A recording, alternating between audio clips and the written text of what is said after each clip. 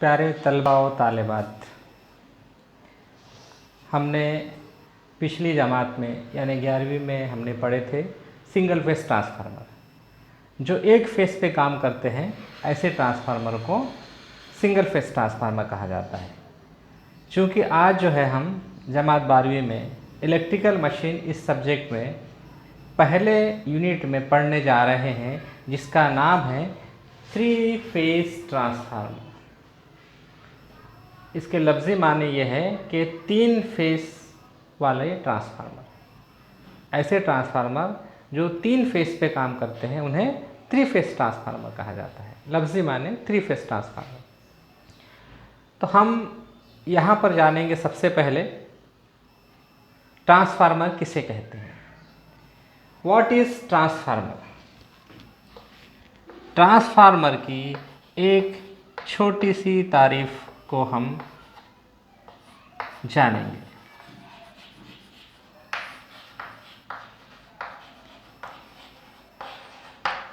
Transformer किसे कहते हैं? ट्रांसफार्मर की एक छोटी सी तारीफ यूँ है कि ट्रांसफार्मर एक बरकी आला है जो एसी वोल्टेज को फ्रीक्वेंसी में तब्दील किए बगैर एक जगह से दूसरी जगह बढ़ाकर या घटाकर मुंतकिल करता हो, ट्रांसफ़र करता हो, ऐसे आले को ट्रांसफार्मर कहते हैं।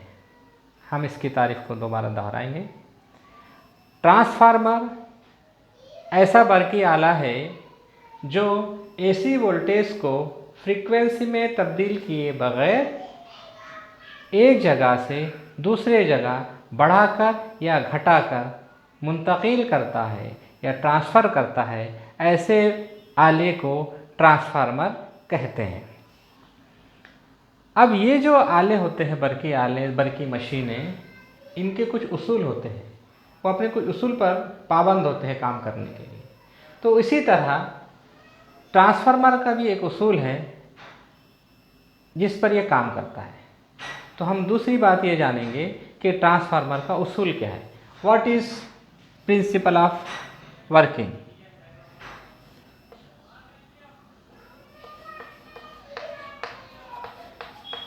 वर्किंग प्रिंसिपल क्या है इसका, यानी काम करने का उसूल। किस उसूल पर ये ट्रांसफार्मर काम करता है? ट्रांसफार्मर जब काम करता है उस उसूल का नाम है mutual inductions principle. Mutual induction के उसूल पर ट्रांसफार्मर काम करते हैं। अब ये म्यूचुअल इंडक्शन उसूल होता कैसे है, हम इसको किस तरीके से समझेंगे।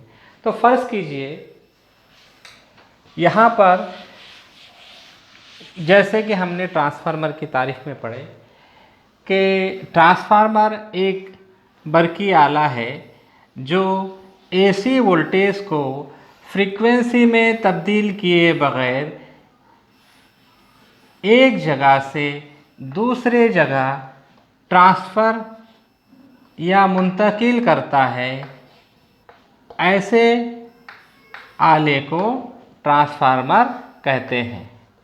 यहाँ पर हम 2 कॉइल देख रहे हैं, कॉइल ए और कॉइल बी। इसमें हाँ आप ये देखेंगे कि इन दोनों में बरकी ताल्लुक़ नहीं है।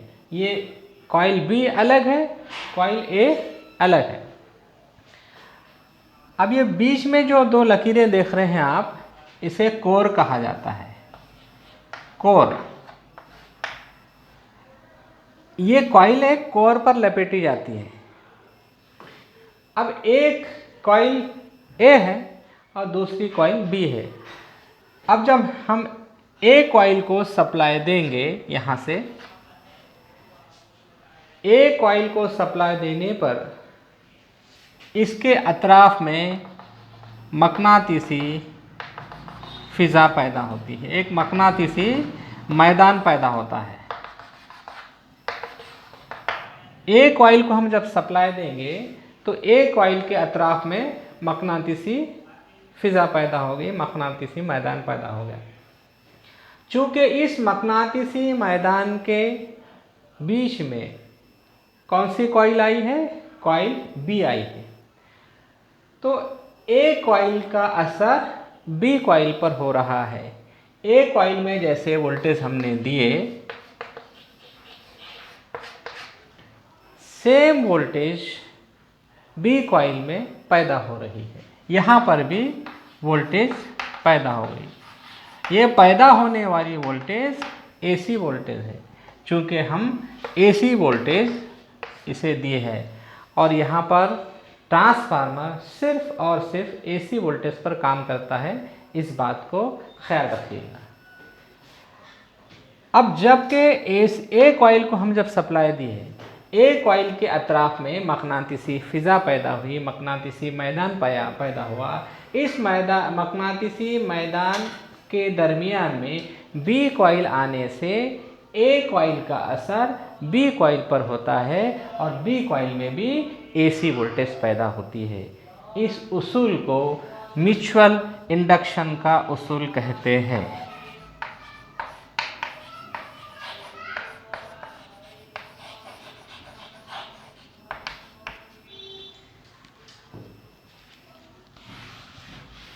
इसे म्यूचुअल इंडक्शन का उसूल कहते हैं।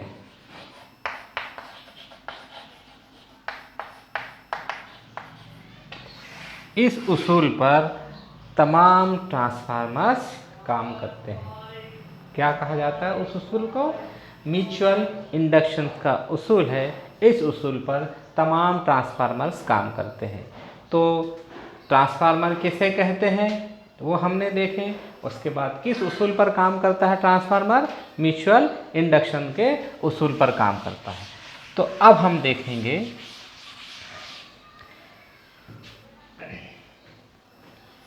कनेक्शंस।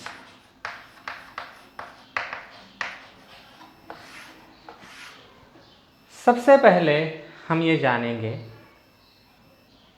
जब सिंगल फेज ट्रांसफार्मर होता है उसमें दो वाइंडिंग होते हैं। कितनी वाइंडिंग होती है? दो वाइंडिंग होती है। ट्रांसफार्मर में जिस वाइंडिंग को सप्लाई दिया जाता है उस वाइंडिंग को प्राइमरी वाइंडिंग कहते हैं।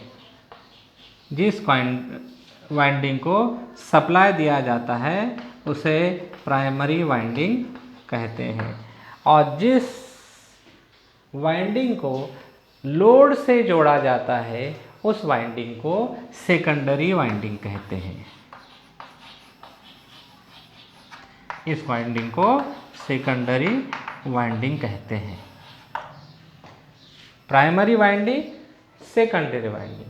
ट्रांसफार्मर में ऐसे दो वाइंडिंग होते हैं। जिस वाइंडिंग को सप्लाई दिया जाता है उसे प्राइमरी वाइंडिंग कहते हैं, और जिस वाइंडिंग को लोड से कनेक्ट किया जाता है उस वाइंडिंग को सेकेंडरी वाइंडिंग कहते हैं। चूँकि ये सिंगल फेस ट्रांसफार्मर है, ठीक है ना। यहाँ पर ये सिंगल फेस ट्रांसफार्मर की हमने शक्ल निकाली। अब हम पढ़ने जा रहे three phase transformer. Three phase transformer में ऐसे सिंगल फेस के तीन ट्रांसफार्मर हम बनाएंगे, फिर उसके कनेक्शंस करेंगे।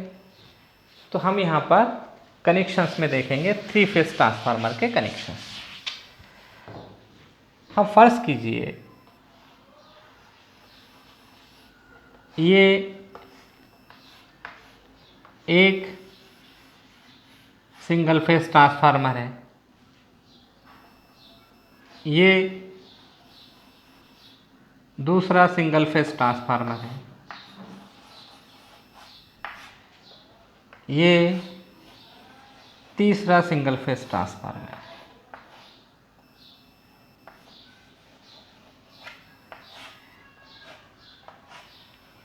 अब यहाँ पर ये ट्रांसफार्मर, ये इसकी प्राइमरी, ये सेकेंडरी, ये इसकी प्राइमरी, ये सेकेंडरी, ये इसकी प्राइमरी, ये सेकेंडरी।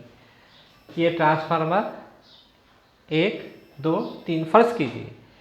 अब हम जबकि थ्री फेस को पढ़ेंगे तो ये इसके लिए एक फेस, इसके लिए एक फेस और तीसरे के लिए एक फेस, ऐसे तीन फेस पे ये कनेक्ट होते हैं, इसलिए इन्हें थ्री फेस ट्रांसफार्मर कहा जाता है।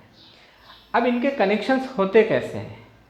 इनके कनेक्शंस को पढ़ने के लिए हम पहले देखेंगे इनके कनेक्शन में, 3 फेज ट्रांसफार्मर के कनेक्शंस में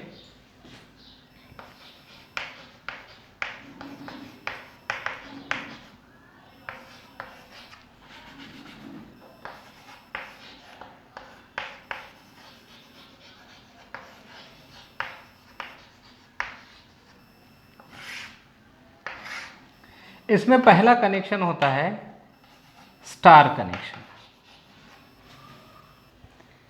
स्टार कनेक्शन दूसरा होता है डेल्टा।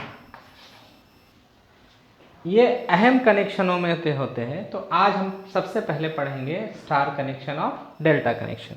इसको जानेंगे, उसके बाद ये 3 फेज ट्रांसफार्मर को स्टार डेल्टा में किस तरीके से कनेक्ट करते हैं उसे समझेंगे। तो पहले फर्ज कीजिए हमारे पास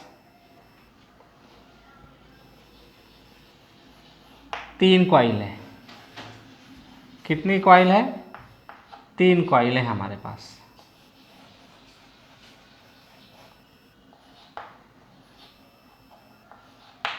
ये कॉइल ए है, ये कॉइल बी है और ये कॉइल सी है।